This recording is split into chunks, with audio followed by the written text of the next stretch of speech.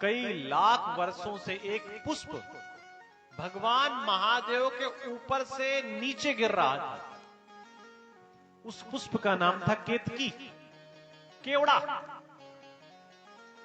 और ये पुष्प ऊपर से गिरता हुआ ब्रह्मा से मिला। ब्रह्मा ने कहा, ए पुष्प, तू कहां से आ रहा है? क्या नाम है तेरा? उसने कहा, प्रभु मैं केतकी हूं। और तुम कहां से आ रहे हो? मैं ऊपर से गिर रहा हूं। कब से गिर रहे हो? कई लाख वर्षों से। तो ब्रह्मा ने कहा, ये बताओ, ये जो अग्नि स्तंभ है इसकी ऊंचाई कितनी है? ये इसका समापन कहां पे है? इसका लास्ट पॉइंट कहां पे है? तो केतकी ने कहा, प्रभु हमको नहीं पता है। देखिए, जन्मता व्यक्ति कभी झूठ नहीं बोलता। झूठ कब बोलता है? जब उसे लालच मिलता है। ब्रह्मा ने कहा, एक काम करो, हमारी और नारायण की शर्त लगी है।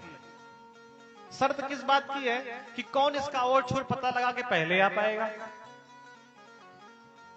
तो तुम एक काम करना, हमारे साथ नारायण के पास चलो और ये कह देना कि मैंने, यानी कि ब्रह्मा ने, इस शिवलिंग का पता लगा लिया है और इसके गवाह कौन हो तुम।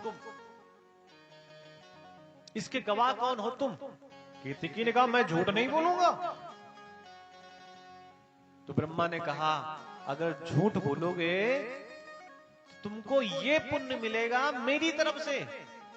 पुण्य के चक्कर में केतकी ने झूठ बोलना स्वीकार किया। दोनों आए, इधर से नारायण ऊपर गए, उधर से केतकी के साथ ब्रह्मा जी आए।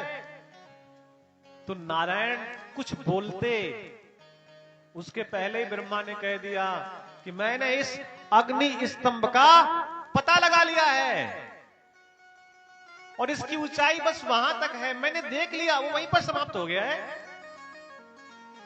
और अगर आपको मेरी बात पे विश्वास ना हो ना, तो केतकी से पूछ लो। केतकी ने भी कह दिया कि हां, मेरे सामने ही ब्रह्मा जी ने इसकी ऊंचाई का पता लगा लिया। भगवान शिव को सबसे कोई अप्रिय वस्तु है, वो है झूठ। झूठ महादेव को बिल्कुल प्रिय नहीं है। तत्काल महादेव प्रकट हो गए और महादेव के एक गण ने अपनी उंगली के अग्रभाग से,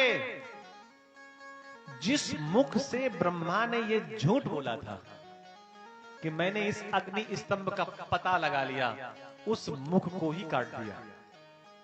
और जैसे मुख को काट दिया महादेव के गण ने, तो केतकी भगवान महादेव के चरणों पे तत्काल गिर पड़ा कि प्रभु माफ करो, मैंने भी झूठ बोला था। और भगवान माफ भी नहीं करते,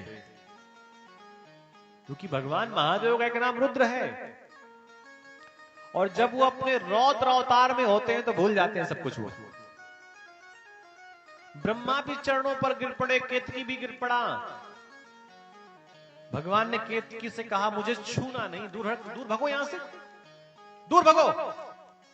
और भगवान महादेव ने कहा कि आज के बाद केतकी तूने झूठ बोला है ना, आज के बाद कोई भी तुझे मेरे ऊपर नहीं चढ़ाएगा।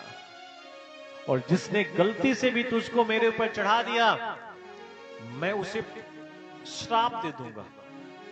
इतना इतना कठिन, इतना भयंकर श्राप दे दिया। क्योंकि केतकी जानता था कि जिसको कोई स्वीकार नहीं करता उसे महादेव स्वीकार करते हैं। अरे भांग धतूरा कहां, हमें इग्नोर कर देंगे, हमें अपने जगह आसन नहीं देंगे, तो भैया हमें पूछेगा कौन? अगर घर का व्यक्ति ही बेघर कर देगा, तो भैया बाहर का व्यक्ति हमें कहां आसन देगा, कहां सुविधाएं देगा?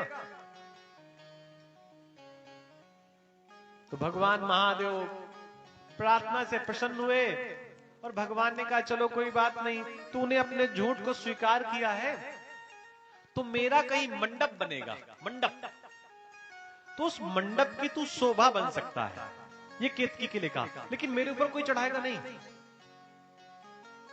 और कथा पूजन भागवत के बाद पुष्पांजलि होती है ना, उस पुष्पांजलि में भी अगर तू आ गया पूजन के बाद, पूजन के समय नहीं, पूजन के बाद, तो भी मैं तुझे स्वीकार कर लूंगा।